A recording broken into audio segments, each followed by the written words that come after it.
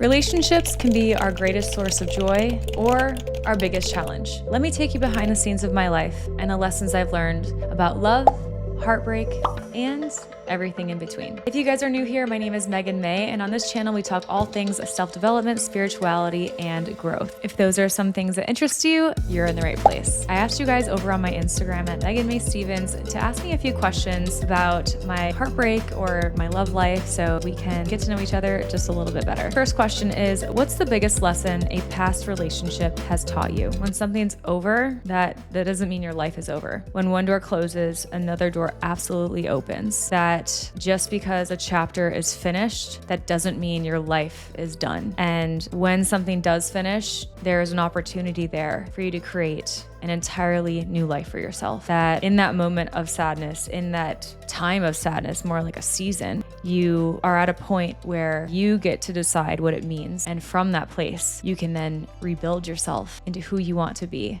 Bigger, better, and stronger. How do you define a healthy relationship? I would say a healthy relationship is where two people don't need each other, but they want each other. And to me, wanting is so much better than needing, and I need my hands for this. So imagine the letter H. An H has a bar in between. And with this letter, these two poles and these two sides can stand on their own, but they're better together with this bar in the middle. That means they're interdependent. They're not dependent on each other. To me, that's a healthy relationship. An unhealthy relationship is when it's shaped like an A. Now in A, these two poles are fine how they are, but really they're held up by this middle bar. This bar where if that bar was taken, one side would collapse and the other side will eventually fall too. So they end up needing each other instead of simply wanting each other and being better by that bar in the middle. So I consider a healthy relationship an interdependent relationship rather than a dependent one. Have you ever struggled with setting boundaries?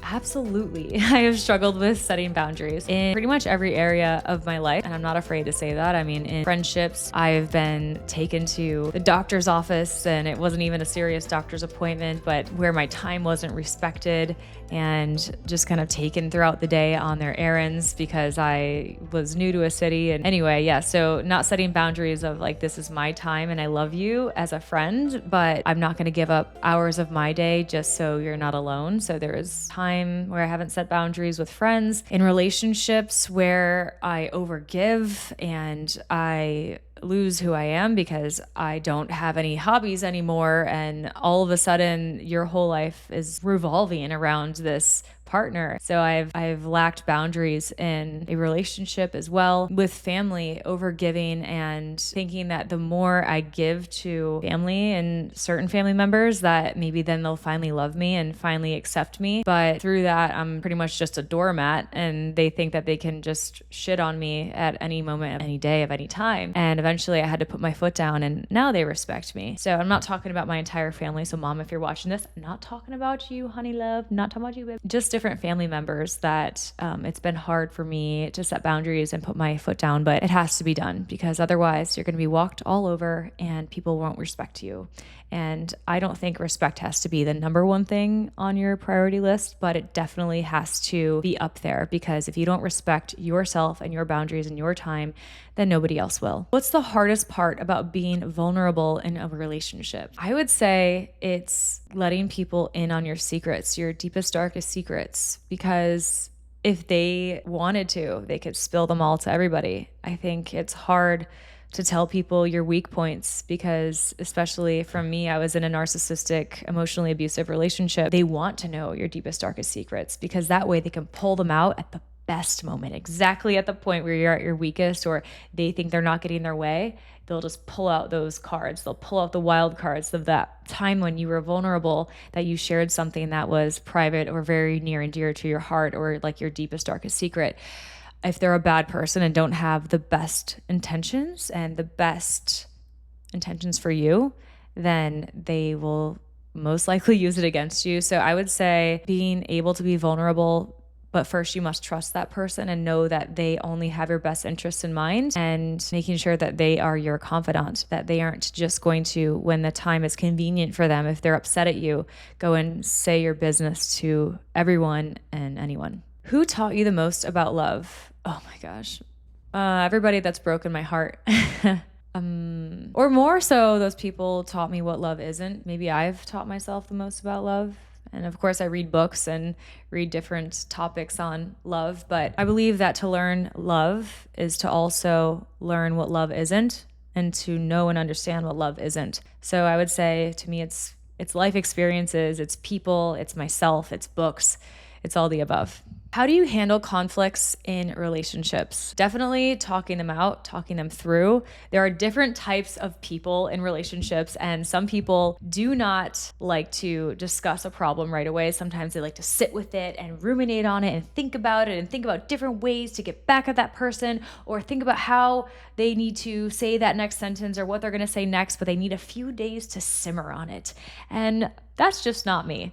If you know me, I have to get to the bottom of something right away. I don't like to go to bed angry. It even says that in the Bible, where it's like, thou shalt not go to bed angry or something. I do know that it's there. So I don't like going to bed angry because I believe it sinks into your subconscious mind.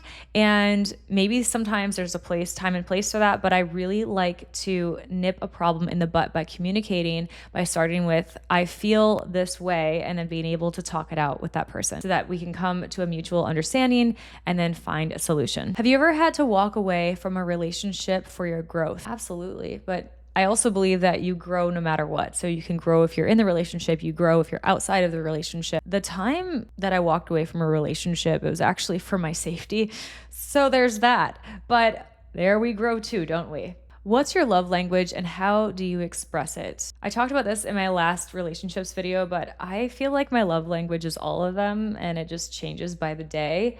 I love physical touch, but sometimes I don't. I love words of affirmation, but I also believe that actions speak louder than words. So maybe it is the actions one, the showing me that you love me by what you can do for me or what we can do together as a team. I also love quality time where I feel like it's not just sitting in the same room as somebody, but you're actually spending time with them, whether that's having deep conversations or going for a walk, things like that. Gifts also are meaningful, like flowers and showing somebody how much you appreciate them because they went out of their way and outside of their normal day to do something very sweet for you. So maybe that's actions. Anyway, I like them all. If you guys are enjoying this video so far, leave a thumbs up and let me know in the comments below what you think your love language is. Let me know in the comments. Do you believe in soulmates? Why or why not? This is an interesting one. So short answer is yes, I do. But I also believe that you can have multiple soulmates in your lifetime. I believe that there are twin flames. I believe in different people coming into your life to teach you certain lessons. And whether they're soulmates, I kind of feel that we are here to learn lessons from different souls, that we almost have these soul contracts. So whether you want to call it a soulmate or just a soul that's coming here to teach you a lesson, I believe that that in turn is also a soulmate. Somebody that breaks your heart could be a soulmate.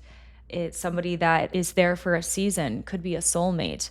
But I'm one that also believes in multiple lifetimes and believe that there is life after death and that we are in Earth school right now, and I could go off on a tangent on things like that. If you want me to make a video on more of spirituality kind of things and what I believe, let me know in the comments below. But I believe that we are here to learn many lessons and that we are here to teach each other through pain, through pleasure, through love, through hate, through the duality of life. We're here to teach. And so whether you want to call that a soulmate or not, that is what I believe. And I believe in a way that it still is a soulmate. How has your idea of love changed over the years? I think there are many forms of love. I think there's a friendship love. There is an everlasting love that you'll love somebody no matter what. I guess that's called an unconditional love. I believe that there is your love for your partner or your husband, your wife, your boyfriend, girlfriend. So I think there's different types of love. I don't know if my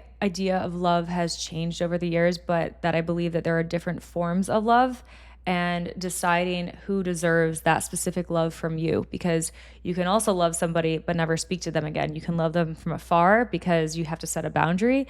There are different forms of love, and then from that you have to decide who deserves which kind of love from you and what kind of love that you deserve from yourself, which is unconditional. What role does trust play in your relationships? I would say everything. You have to trust a person in order to be in a relationship with them. If you can't, then it's probably over before it even started. So trust definitely is up there on the list. Have you ever experienced heartbreak, and how did you heal from it? Absolutely. So I've dealt with heartbreak a few times in my life, probably at least 3. Dealing with that, I dealt with all of those in different ways. All of it has led me into a deeper relationship with myself and discovering what I want and what I don't want out of a relationship. So I believe that through relationships with others is how I find myself more and discover myself on a deeper level. So I think relationships are important. So if you've been heartbroken, don't let that sway you or make you feel like you can't ever be in love again, because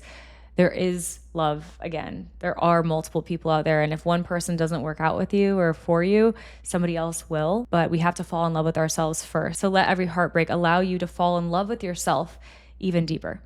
What's a red flag you look out for in relationships? Absolutely, it is love bombing. So if at any point a man is showering you with gifts right off the bat, or just telling you that he wants you to meet his mother, or that you are the most perfect thing to ever walk this earth and he can't wait to be married to you and for you to have his babies, if it's too much too soon, that is the absolute number one red flag. Also, if he wants you to go 50-50 at dinner. How do you balance your independence with being in a relationship? For me, I believe in trust and having a certain level of freedom so that you don't feel like you're cutting off half of the world. What's a relationship mistake that you've learned to never repeat? If you're hit once, get out and never look back. How do you show appreciation for the people you love? I definitely show appreciation for people I love by doing things for them. I took my sister on a trip to Salem, Massachusetts because she wanted to go visit the witch museums in Salem. So I took her there. I've taken her to London and Paris because she always wanted to go there. She had or has a big picture on her wall of the Eiffel Tower and the London Bridge. So she's always wanted to go to those places. So for me, I love my sister so dearly. So I took her to all of her favorite places to show her how much I love her. And also it's small things too. You can get somebody a cup of coffee. You don't have to fly them across the world. You can just do very sweet things for them, or even literally spending time with somebody. I know my dad appreciates the time that he spends with me. I know that he cherishes those moments immensely. What's the best piece of advice you've ever received about relationships? Nice girls finish last. And that's not always true, but it's a good little note to have in your back pocket that it's not always about being nice, because being nice can be misconstrued as being a doormat.